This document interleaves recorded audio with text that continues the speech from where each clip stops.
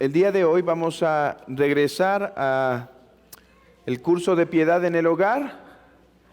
La próxima semana seguimos con el tema de la confesión, particularmente el tema de la suscripción confesional, qué significa y cómo se hace. Pero el día de hoy meditaremos, hermanos, sobre una de las responsabilidades que tenemos en la vida matrimonial. Déjenme ponerles en contexto, ya que hace tiempo que no teníamos piedad en el hogar. Así que déjenme decirles dónde estamos en la gran escala, ¿sí? En el plan, en el panorama. Después de haber dado una introducción a piedad en el hogar, comenzamos después a definir qué es el matrimonio e hicimos algunas aplicaciones y exhortaciones a la luz de lo que es el matrimonio. Después hablamos de cómo dar pasos hacia el matrimonio y hablamos del así conocido cortejo. Después de hablar del cortejo, di dos lecciones sobre el feminismo y por qué debemos rechazarlo. ¿Por qué debemos rechazar el feminismo actual? ¿Sí? Y ya que esa es una base importante para la piedad en el hogar, porque hoy estamos tan influenciados de ese así dicho feminismo que necesitamos limpiarnos de él. Después de hablar del feminismo, nuestro hermano Fernando comenzó a hablar sobre las responsabilidades mutuas. Responsabilidades mutuas. Vamos a llegar a un momento en las lecciones en donde vamos a hablar lo que la esposa le debe al esposo y el esposo le debe a la esposa. Pero antes de hablar en eso, estamos estableciendo lo que ambos se deben. Lo que no es propio solo de uno, sino es propio de los dos. Ambos lo deben practicar. Y bueno, una de las cosas que habló dentro de los deberes mutuos fue, por ejemplo, que para mantener un buen matrimonio se necesita fidelidad mutua, se necesita respeto mutuo. Eso lo vimos en la lección 16 con nuestro hermano Fernando. Y después él habló sobre la responsabilidad del amor mutuo en la lección 16. Perdón, la otra fue la lección 15 y esta fue la lección 16. Bueno, el día de hoy seguimos analizando deberes mutuos. Y por 2 o 3 lecciones seguiremos viendo todavía estos deberes mutuos antes de entrar a las responsabilidades particulares de cada uno. Mi punto hoy es sencillo. Mi punto principal en estas 3 lecciones es este. El esposo y la esposa tienen una responsabilidad mutua de cuidar el uno al otro en diferentes áreas. Por 3 lecciones desarrollaremos esto. El esposo y la esposa tienen una responsabilidad mutua de cuidar el uno del otro en diferentes áreas. De manera que si el esposo pregunta, ¿soy yo acaso guarda de mi hermano? O si la esposa pregunta, ¿soy yo acaso guarda de mi hermano? La respuesta es sí. Sí, debemos cuidar a nuestro cónyuge.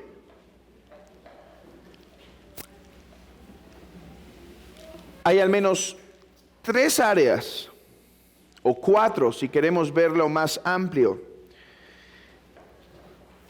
en donde debemos cuidar a nuestro cónyuge. Uno es, debemos cuidar el alma de nuestro cónyuge. 2, las emociones y el corazón. El bienestar físico y el honor. El día de hoy no me alcanza sino para el primero. Y quizá el segundo lo elaboraremos en la próxima lección, meteremos las 3 que faltan. Así que analicemos, hermanos, ¿Qué significa que debo cuidar el alma de mi esposo o de mi esposa? No obstante, podríamos ir directo a los puntos, ir a algunos versículos que nos enseñan qué cosas debemos hacer y no debemos hacer para cuidar el alma de nuestro prójimo. No obstante, hermanos, me veo en la necesidad de trabajar en primer lugar en el principio teológico detrás de este deber. Detrás de este deber que yo tengo de cuidar el alma de mi prójimo, hay un principio teológico que me gustaría establecer en sus mentes, aunque sobre todo en sus corazones, o en sus corazones a través de sus mentes, con el propósito de que todas estas lecciones que vamos a ver, esta y la próxima, hermanos, caigan en el corazón, verdaderamente se asienten. O sea, tengo temor de que si no establezco primero este principio teológico, la verdad que vamos a estar hablando entre por un oído y salga por el otro, y que salga más rápido incluso de lo que entró, de lo que tardó en entrar. ¿Y cuál es este principio teológico detrás de mi deber de cuidar de mi cónyuge? El principio teológico, hermanos, es que yo tengo una responsabilidad moral por mi prójimo en general. Yo tengo una responsabilidad moral por mi prójimo en general. Escuchen lo que dice nuestro Señor Jesucristo sobre el primero y segundo mandamiento.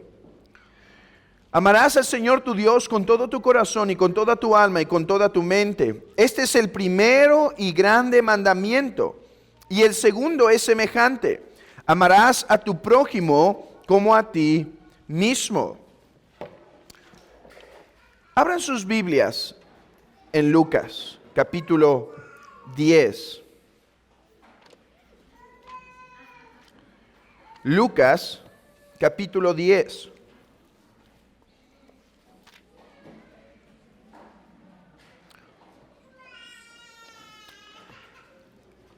En Mateo 25, el texto que acabo de leer, es evidente, hermanos, que tengo la responsabilidad de amar a mi prójimo. Dijo, el primer mandamiento es sencillo, ama al Señor tu Dios con toda tu mente. Digo, no sencillo de practicar, sino sencillo de entender. Y el segundo, te digo, es este, ama a tu prójimo. Bueno, ¿qué significa amar a mi prójimo? Porque ciertamente tengo gran amor para ese prójimo que no conozco. Pero ¿estoy amando a mi prójimo cuando amo a aquel que no conozco? Veamos por un momento Lucas capítulo 10, versículo 25. Dice, he aquí un intérprete de la ley se levantó y dijo, para probarle, maestro, ¿haciendo qué cosa heredaré la vida eterna? Él le dijo, ¿qué está escrito en la ley? ¿Cómo lees? Aquel respondiendo dijo, amarás al Señor tu Dios con todo tu corazón y con toda tu alma y con todas tus fuerzas y con toda tu mente y a tu prójimo como a ti mismo. Y le dijo, bien has respondido, haz esto y vivirás. Pero él, queriendo justificarse a sí mismo, dijo a Jesús, ¿y quién es mi prójimo? Respondiendo Jesús dijo, un hombre descendía de Jerusalén a Jericó y cayó en manos de ladrones, los cuales le despojaron, e hiriéndole se fueron, dejándole medio muerto. Aconteció que descendió un sacerdote por aquel camino, y viéndole pasó de largo. Asimismo un levita, llegando cerca de aquel lugar, y viéndole pasó de largo. Pero un samaritano que iba de camino, vino cerca de él, y viéndole fue movido a misericordia, y acercándose vendó sus heridas, echándoles aceite y vino y poniéndole en su cabalgadura. Lo llevó al mesón y cuidó de él. Otro día al partir sacó 2 denarios y los dio al mesonero y le dijo: cuídamele, y todo lo que gastes de más yo te lo pagaré cuando regrese. ¿Quién pues de los 3 te parece que fue el prójimo del que cayó en manos de los ladrones? Él dijo: el que usó de misericordia con él. Entonces Jesús le dijo: ve tú y haz lo mismo. Hermanos, este es de esos textos que se predican solito, ¿no? Ya daban... claro que la parábola del buen samaritano tiene una imagen de Cristo. Claro que es ese perfecto ejemplo de aquel que descendió del cielo para hacerse siervo y siendo siervo morir por nosotros. Y dijo al mesonero: yo llevo su cuenta, yo llevo su carga. Pero detrás de esa enseñanza cristológica, no debemos ignorar que hay un principio moral. ¿Sí? Hay un principio moral. Hay una enseñanza respecto a nuestra conducta. Eso es lo que quiero decir. ¿Y cuál es la enseñanza moral detrás de este texto? La enseñanza es, hermanos, que tenemos una responsabilidad de cuidar a mi prójimo. ¿Cómo se llama esta parábola? ¿La parábola del qué? Yo dije, ¿de dónde salió el término? Buen samaritano. Si ustedes leen la parábola, la forma en la que nuestro Señor está narrando la historia no es como, y de repente viene el samaritano, el grande y excelente, el tiernísimo y misericordioso, el amable samaritano. Hermanos, hasta es un poco monótono. Y viene un samaritano que fue movido a misericordia. Y yo me preguntaba, el punto de nuestro Señor no es exaltar que en el buen samaritano había superpoderes. El punto de nuestro Señor es decir, el samaritano fue el único que se comportó humano. El samaritano fue el único que se comportó humano. Vean lo que está poniendo. A ver, si alguien debería ser amable, debía ser este sacerdote. Si alguien debía ser tierno, debía ser ese levita. Pero ellos se comportaron, hermanos, antinaturalmente.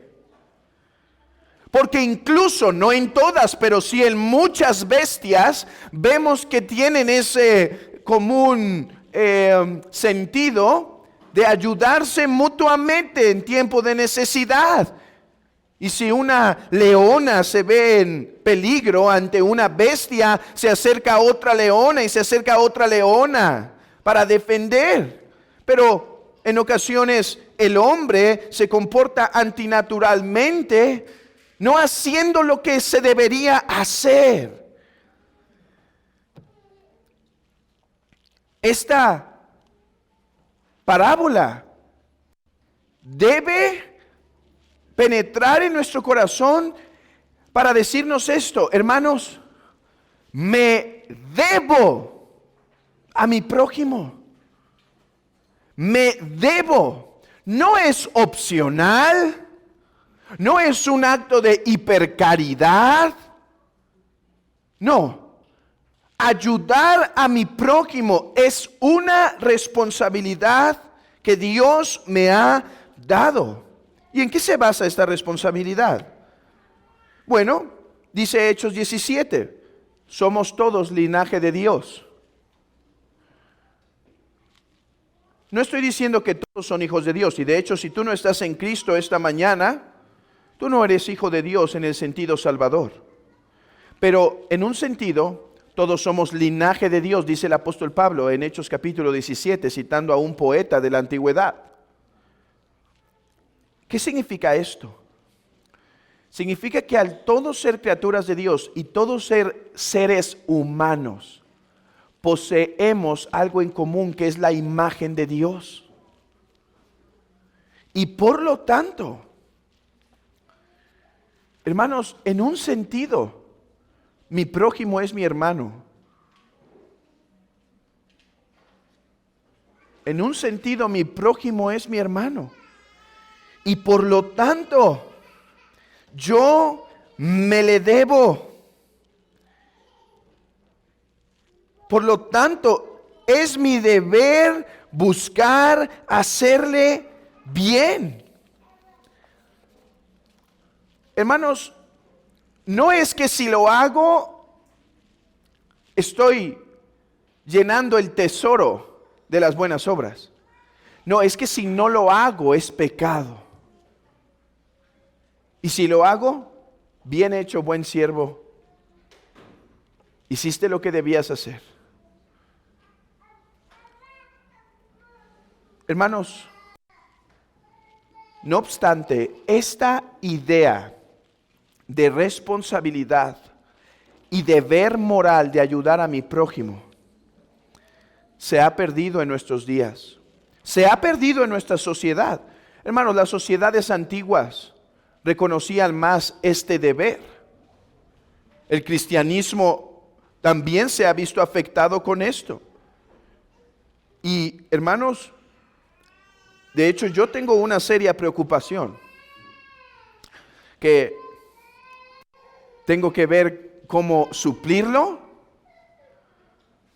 porque ya no puedo poner otra serie en nuestras 1001 series.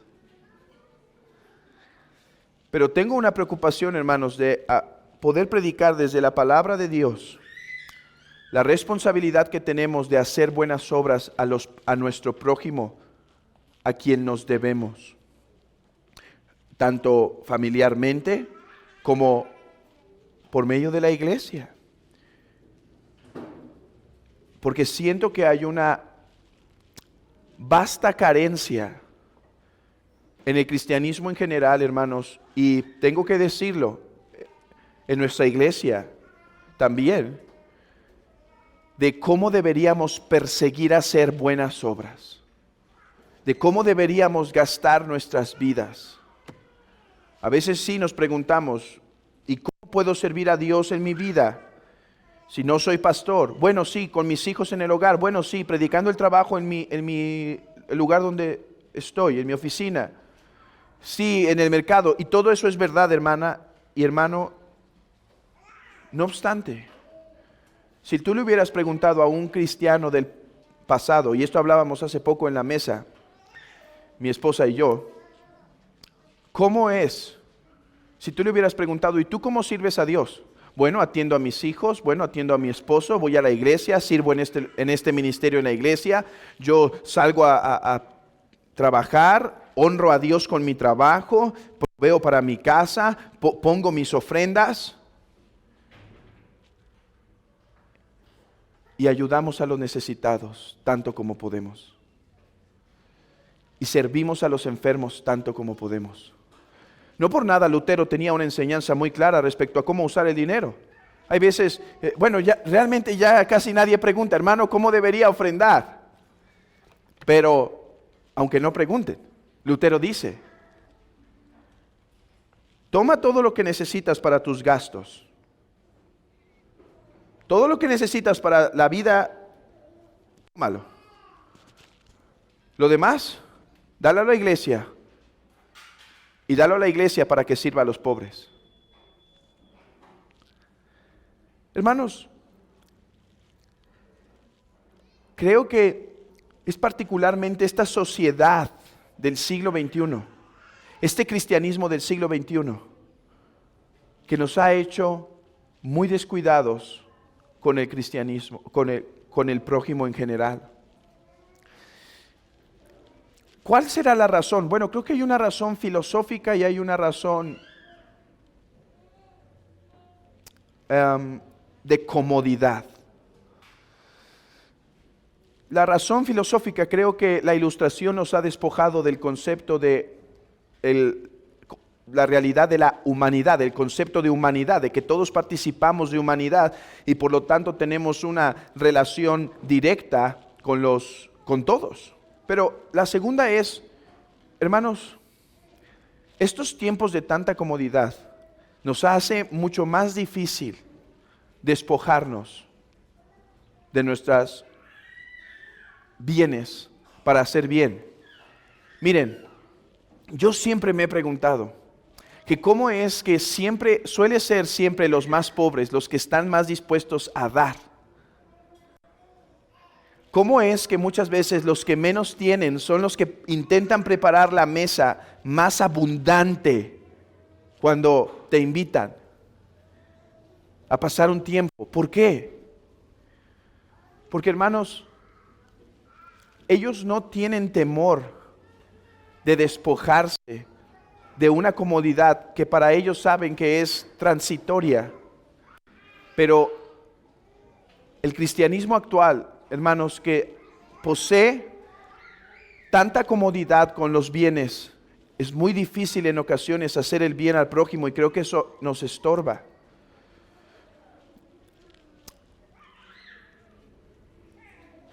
Se hablaba de una mujer llamada la enajenada. Esta mujer lo cuenta en una historia, en un libro, un autor ruso.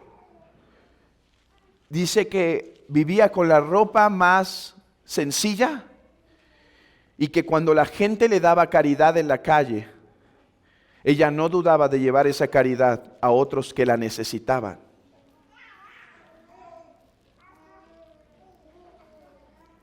¿Cómo? La que no tenía nada podía darlo todo. Es lo mismo de las 2 dracmas.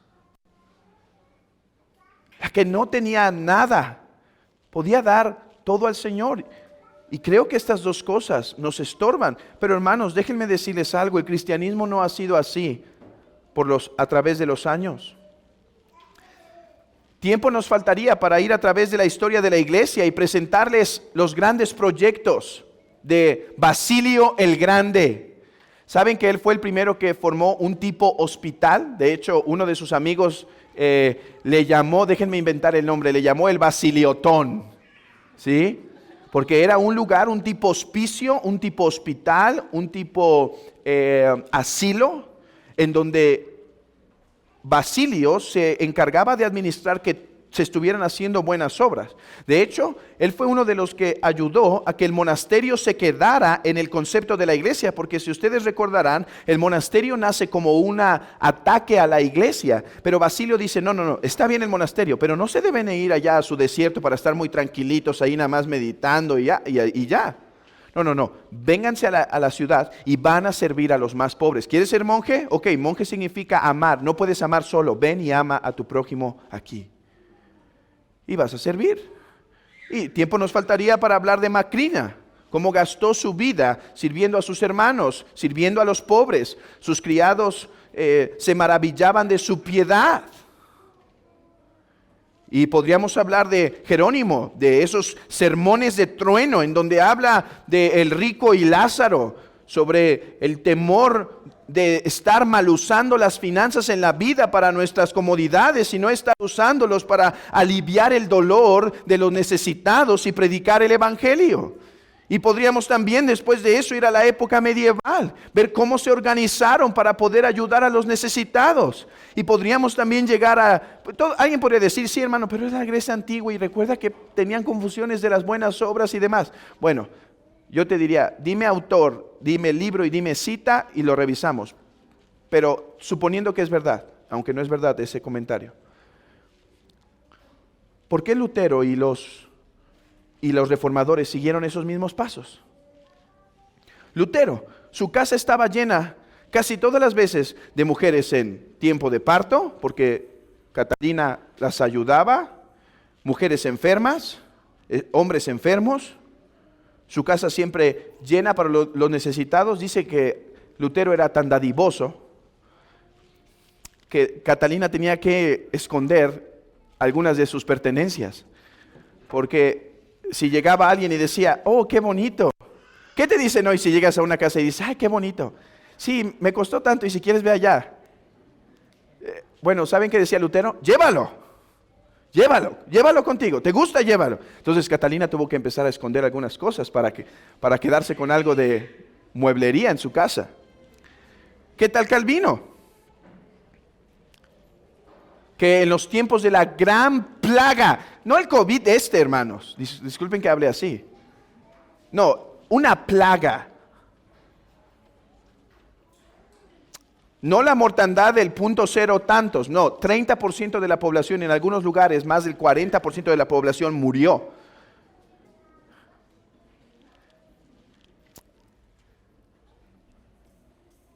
Y Calvino decía, yo quiero ir a cuidar a mi prójimo a los hospitales. Y podríamos hablar de los tipos hospicios que fundaron los reformadores. Hermanos, tenemos una responsabilidad moral con nuestro prójimo. A veces dice, hermano, es que me siento sin propósito en la vida. No sé por qué. Si estás en el matrimonio, no sé por qué. Si no estás en el matrimonio, no sé por qué. Porque Dios te ha puesto un montón de prójimos necesitados cerca de ti. Y si no están cerca es porque no ha salido. Pero sal tantito y verás la necesidad que hay. Hermanos, que Dios nos ayude a entender que es mi deber. Esta palabra ha perdido poder en nuestros oídos. Es mi deber. Yo falto a mi misión, falto a mi propósito, falto a mi responsabilidad cuando no la estoy cumpliendo. Y espero poder trabajar en esto con detalle en próximas ocasiones. Ok, a la luz de esto, puedo pasar a mi segundo paso.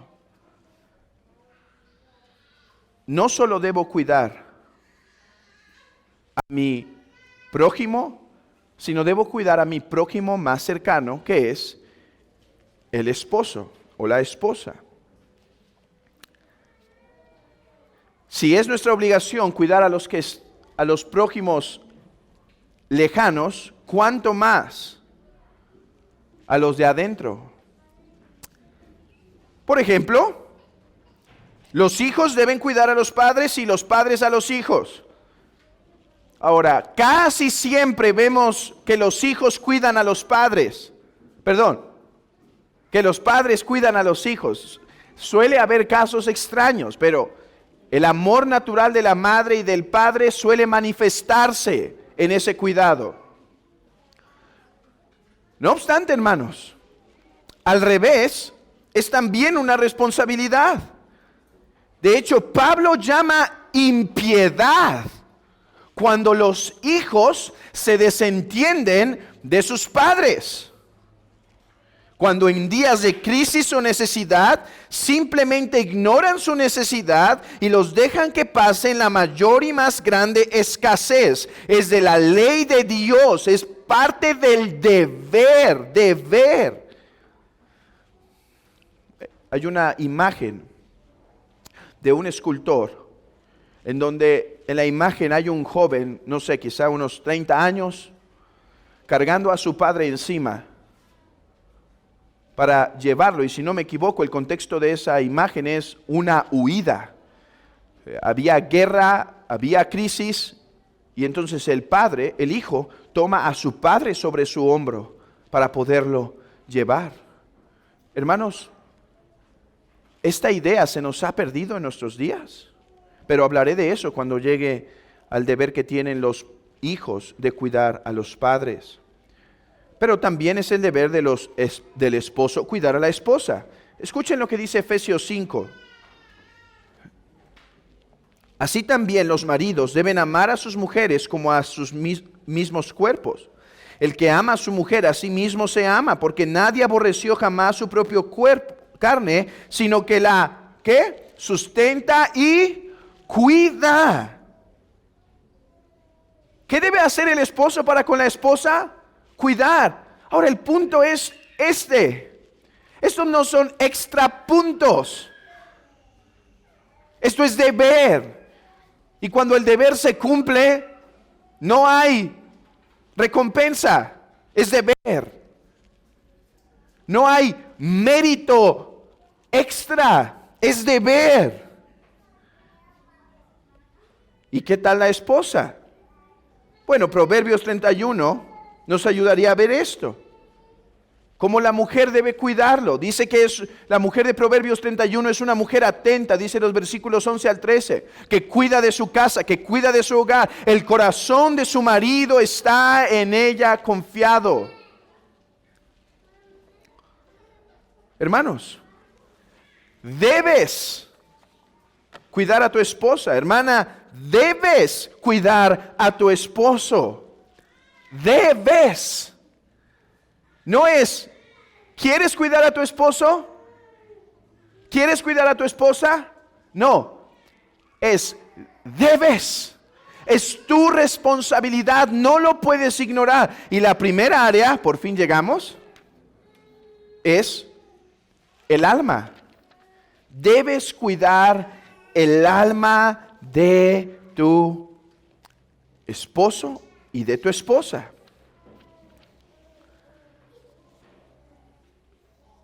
Debes cuidarla en primer lugar para salvación y en segundo lugar para edificación. Para salvación en primer lugar y para edificación en segundo. Veamos el primer punto. ¿Qué es cuidar el alma de mi cónyuge para salvación? ¿Qué es cuidar el alma de mi cónyuge para salvación? ¿Qué implica? Bueno, que el esposo y la esposa deben procurar el bien eterno del uno y del otro.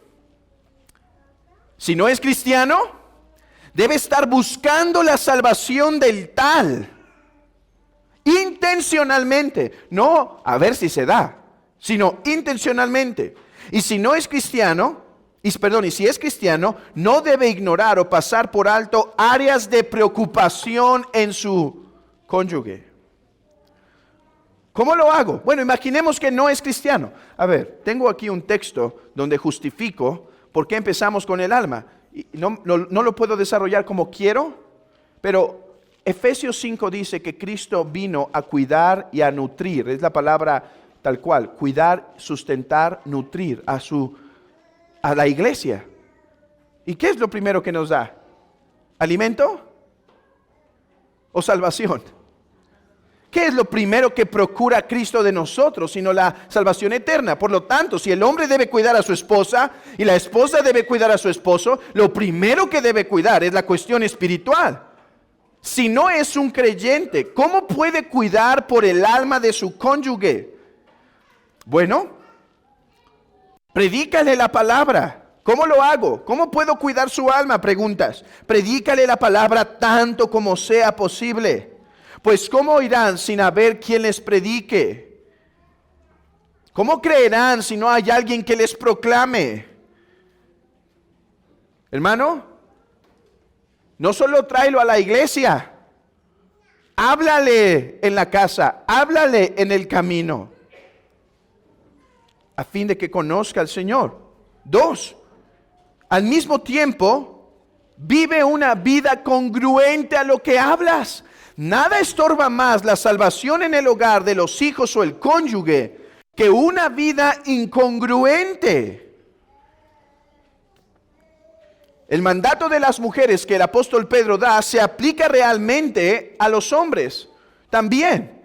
Vive en tu hogar de tal manera que tu testimonio confirme tus palabras y tu esposo sea ganado o tu esposa sea ganada por tu conducta. A veces intento decir a los hermanos que viven con un cónyuge incrédulo, hermanos, sé que es difícil, pero también para el misionero que está en India, es difícil dar testimonio en medio de tanta opresión. Pero el propósito del misionero y el tuyo es el mismo, ganarlos por la palabra predicada y la conducta aplicada. Es cierto que hay veces, hermanos, que nuestra conducta cristiana va a enfurecer más. Y uno dice, caramba, mientras más cristiano me comporto, más mi cónyuge me aborrece. Y suele pasar, y va a pasar, porque eso lo dijo el apóstol Pablo en Gálatas, y es lo que se ha venido pasando a través de la historia desde Isaac e Ismael. No obstante, hermano, intenta vivir que no de tal manera que en su reproche se avergüencen de lo que te acusan y que no tengan razón de ello. Si a pesar de eso te aborrecen, hermano, no es tu culpa su condenación. Pero intentemos, hermanos, que incluso en lo que dicen de nosotros como de malhechores, se avergüencen de sus palabras.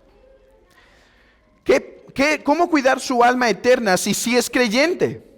Si los dos son cristianos, el deber es cuidar el buen estado espiritual del cónyuge. De manera que uno debería estar alerta si se está desviando, exhortarlo si se está endureciendo e incluso traerlo delante a la ayuda de la iglesia si es que se está pervirtiendo. Algunos esposos ven como la traición de traiciones, o las esposas ven la traición de traiciones cuando la esposa o el esposo pide ayuda porque hay un grave problema espiritual en el otro. No, esa no es la traición de traiciones, eso es amor para ayudar el alma, para ayudar la condición espiritual. Así que Agustín hablaba de esto muy fuerte. En el tiempo de Agustín había un problema de que los esposos tenían sirvientas en el hogar y lo que hacían es que los esposos africanos las tomaban como sus mujeres también. Y Agustín dice, tráelos delante de la iglesia. Mujer, por su bien eterno, repréndelos. No ames más, que tú tengas comodidad, que no se enoje tu esposito contigo. No, tráelo delante de la iglesia, porque ¿a poco querrás más una comodidad ahorita que su vida eterna? ¿Querrás no estorbarlo, no inquietarlo ahorita? No, exhórtalo, repréndelo. Hermano, ¿qué cosas son contrarias a esto? Bueno, cuando no predico el evangelio, cuando lo predico de una forma incorrecta, cuando lo predico con un mal testimonio, cuando soy un cristiano inconstante en mi vida espiritual en general, todo eso afecta tu forma de predicar. No exhortarlo con amor, rehusar a llamarlo a cuentas, dejarlo que peque en lo oculto. Todo esto puede ser para el perjuicio eterno de tu cónyuge. Hermana, hermano, ¿estás cuidando el alma de tu hermano?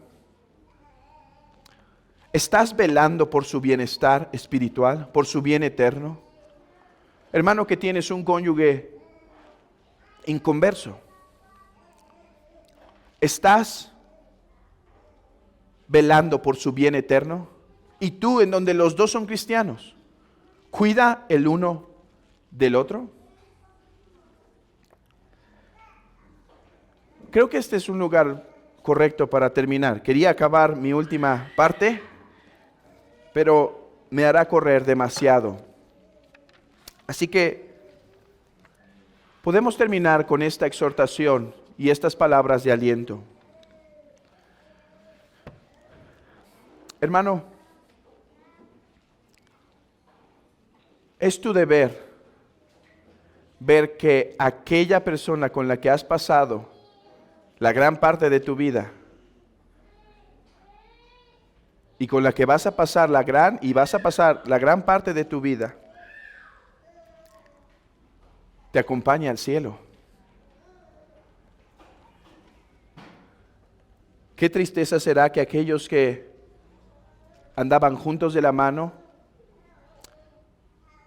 ponían la cabeza para dormir en las mismas almohadas, se separen por una eternidad, porque el uno no cuidó el alma del otro.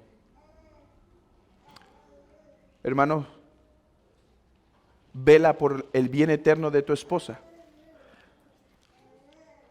Cuando la veas caminar desordenadamente, endurecida, no le temas, el sartenazo duele un poco y después se quita.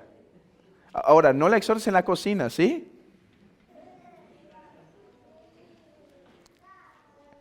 Ni en la oficina, porque si te avienta tus libros, va a ser peor. Va a doler más que los sartenazos. Ni en el balcón. Estaba pensando en mi casa y dije, entonces, ¿dónde? Tampoco en el balcón.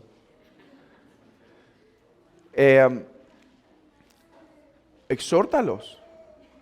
Hermana, exhorta a tu esposo. Exhorta a tu esposo. Cuando éste no está bien, cuando lo ves frío, cuando lo ves tenue en su vida, por su bien eterno, llámalo. Ahora, nuestro segundo deber es edificar su alma, y eso es lo que veremos en algunas cuantas semanas. Además de cuidar su estado eterno, debo edificar su alma. Pero ahorita quedémonos con esta meditación. Ahora, un aliento, hermanos. Un aliento para los que tienen un esposo o esposa inconversa. Mi aliento es, hermanos, tómense del poder y la gracia que hay en Cristo Jesús para cumplirlo. No es opcional. Tu vida debe buscar la salvación de tu esposo y tu esposa. No es opcional, pero hay poder en Cristo para hacerlo. Esto no se nos queda en nuestras propias fuerzas. Hermanos, si hay culpa y dices, es que he fallado, ciertamente he fallado, ciertamente quizá he estorbado, yo te digo, hay perdón en Cristo, pero busca arrepentirte en verdad, dar media vuelta a eso y seguir adelante. Porque es más fácil decir, bueno, toda la vida la he regado, ya, ¿qué me falta? No, arrepiéntete. ¿Quién sabe si Dios quiera salvarlo con un testimonio congruente y claro a través de esto? Si tú dices, pero es que sufro, querida hermana, Cristo sufrió lo mismo, el rechazo de sus seres queridos por causa del Evangelio. Así que estas palabras sean de ánimo y consuelo para cumplir el gran propósito de este curso, hermanos, que es renovar nuestros hogares en conformidad a la palabra de Dios. Y hoy hemos contemplado nuestro deber mutuo de ayudar a nuestro prójimo, a nuestro cónyuge, en primer lugar cuidando por su estado eterno. Que Dios ayude a su iglesia a corregir todo aquello que podemos estar mal, en las cosas que podemos estar equivocados, en las negligencias que podemos estar cometiendo. Hermano, hermana, ¿cuándo fue la última vez que viste a tu esposo medio ya con una amargura, ya dejándose algún pecado en su vida y hasta el día de hoy no lo has exhortado? ¿Estás cuidando en verdad de él entonces? Cada que le preguntas a tu esposo y esposa, ¿cómo estás en tu lectura? ¿Estás bien espiritualmente? ¿Estás caminando espiritualmente bien? Te he visto frío. Esa vez que la viste como más ahí, que estaba él o ella más medio mundanos y... ¿Algo está pasando? ¿Tú no veías eso en YouTube? ¿Qué pasa? ¿O simplemente te haces de la vista gorda? ¿Estás cuidando el alma, la eternidad de tu esposo, esposa? Hermanos, que esto nos exhorte, que esto traiga renovación en nuestros hogares, que esto despierte. Y yo sé que esto cae en primer lugar en los hombros de los hombres, pero hermana, también en gran manera en ti. Que Dios nos ayude.